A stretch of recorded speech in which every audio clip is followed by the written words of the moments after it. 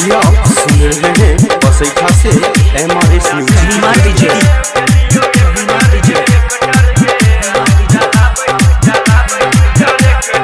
बसैठ चौक काली, बसैठ चौक काली, बसैठ चौक काली।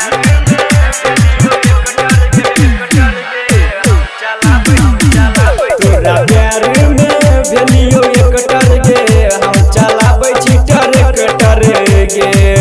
तोरा प्यार में भेलियो एक टरगे हम चलाबै छी ट्रैक्टर गे।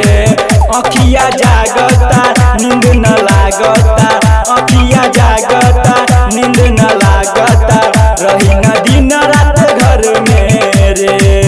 तोरा प्यार में भेलियो एक टरगे हम चलाबै छी ट्रैक्टर गे। तोरा प्यार में भेलियो एक टरगे हम चलाबै छी ट्रैक्टर गे।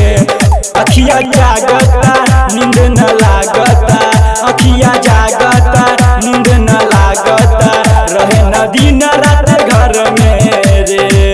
तोरा प्यार में भेलियो एक टरगे हम चलाबै छी ट्रैक्टर गे। महिमा विजय, महिमा विजय,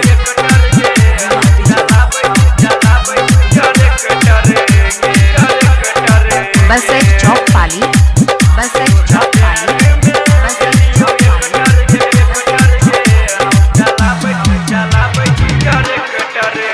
काहे हमके दिल तोड़ के चल गईले बहारा रे। काहे हमके दिल तोड़ के चल गईले बहारा रे।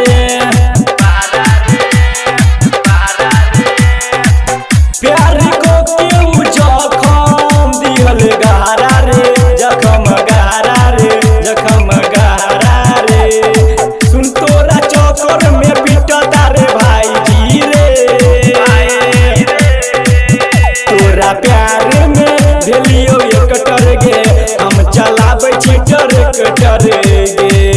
तोरा प्यार में भेलियो एक टरगे हम चलाबै छी ट्रैक्टर गे। महिमा विजय, महिमा विजय,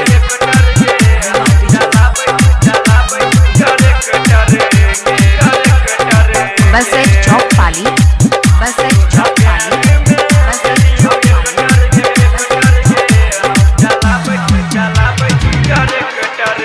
रोहे खुश सुननी बारे रामनाथ के संगवारे। रोहे खुश सुननी बारे रामनाथ के संगवारे।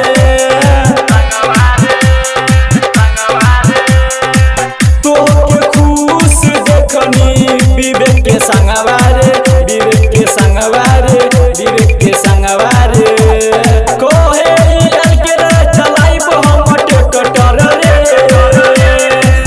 तोरा प्यार में भेलियो एक टरगे हम चलाबै छी ट्रैक्टर गे। तोरा प्यार में भेलियो एक टरगे हम चलाबै छी ट्रैक्टर गे। किलबो हम ट्रैक्टर गे। Recording studio Basaith.